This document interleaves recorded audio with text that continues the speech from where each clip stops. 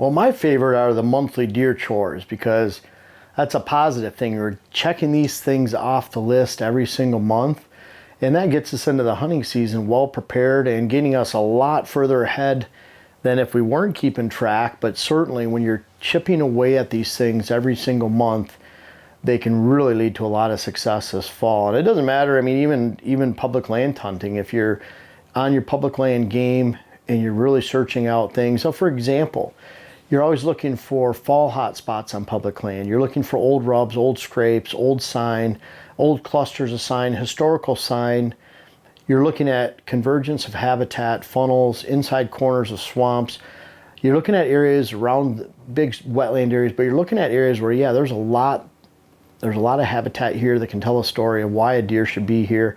You're going out there finding that old sign, and it can really put you in the path to success this fall, but you're taking that in small steps. You're not going and doing this all out in one day. You're a little bit here, a little bit there, and I find consistent small jabs at scouting, public land, or private land habitat management. Boy, you're gonna be way further ahead than trying to do it all in one weekend. It's gonna give you a different perspective, a fresh perspective every time you go out on public land. And just like on private land, this consistent checking off the box is a really good thing. And to me, that's all fun because you're accomplishing things, you're putting a lot of hard work into it.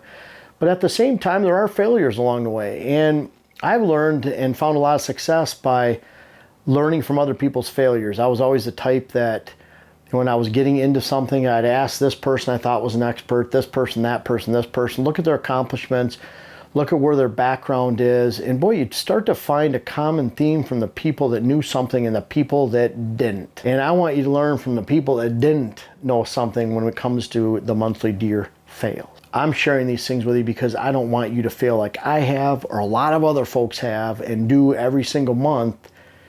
And so I want to keep you on the straight and narrow. And it's easier for me to find a bunch of positive deer chore stuff to do each month than fails. So we only came up with 3 failures for June, but these are ones to really keep your eye on. And I'm going to talk about this one. We've made videos on this recently, but too much reliance on summer trail cam info.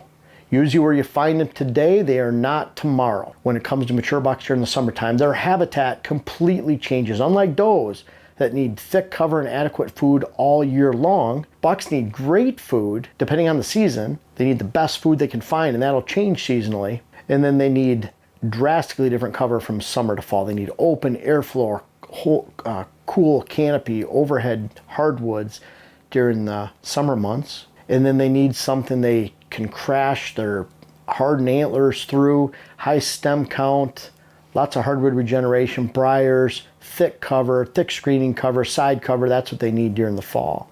They can't live there during the summer with their velvet. They can't crash their velvet through that. So completely different habitat, and that's why summer trail cameras are big liars when it comes to letting you know. Now it'll let you know a big buck might be in the area if you find them, but is he gonna be a mile? What I find, especially in ag country, these bucks will live about a mile, mile and a half away during the fall than they do during the summer months. And that's a pretty tried and true distance that we see mature bucks that we get to know and where they're living from fall to summer every single year, about a mile, mile and a half. So where they're living in the summer, they're not living in the fall. Not to say they won't come back during the rut. A lot of times they might come back for a day or two. But bottom line is where they're at in the summer, they're not during the fall. And so if you're getting summer trail cam pictures, that doesn't paint a very potentially high success rate potential for the fall hunting season. So really be very wary about building and planning your hunt around summer trail cam photos of bucks that probably won't be there during the summer if they're there, or during the fall if they are there during the summer. And that kind of goes along with summertime buck bedding. Now I know people that have gone down to the Shawnee National Forest, 65,000 acres, and they're looking for buck beds, trying to find where a buck's bedded during the summer months. And where he's at right now, who cares where he's at right now? That's not where he's at in the summertime bedding, June, July. Again, it's completely different habitat. Now, if we're talking a postage stamp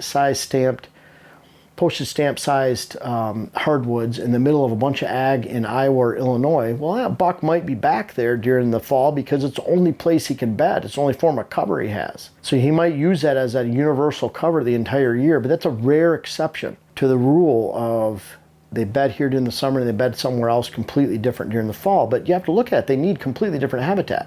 They need high stem count cover, and they need thick cover, and they need side cover, regeneration. They need that woody browse during the fall, and they don't even need that during the summertime.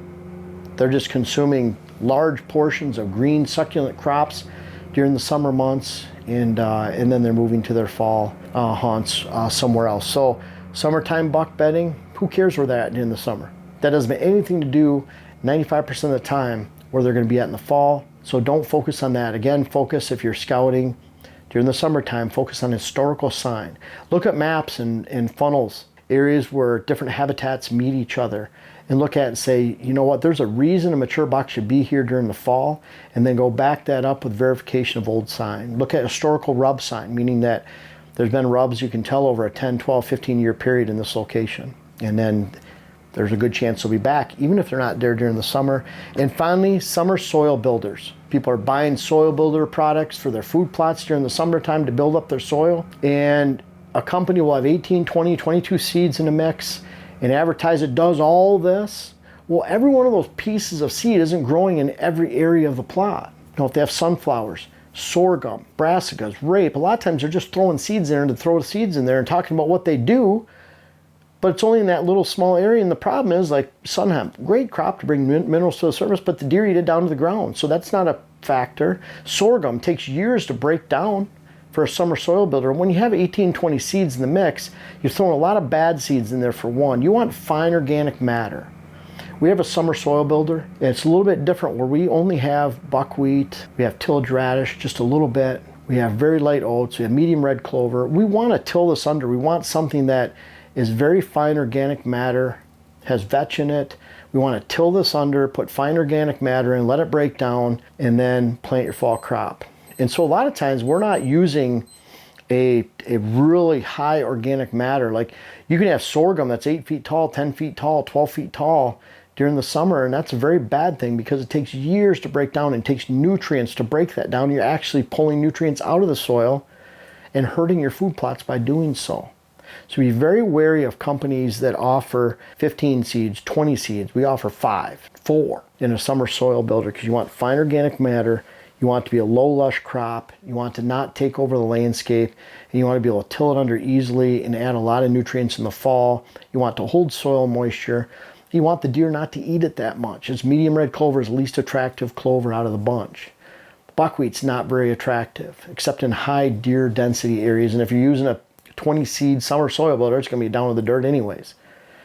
So try to have something like this. That's why I use vetch. It's a carpet, it cleans. We want to till that under and till it into the soil and replant in the fall. Something that is aggressive, but deer don't necessarily like at that high of a level. That's what you want, something fine organic matter. Call it a kitchen sink blend. We don't offer those at WHS Wildlife Blends. So be very wary when you're looking at companies that have that during the summertime, and you can question everything else they have after that. Because if they're doing something like that during the summer that's actually bad for your soil and not a good product, it's just sucking your dollars out, then what else are they offering too? So those are 3 failures during the June months that a lot of people are getting into right now, and I hope you guys avoid doing so.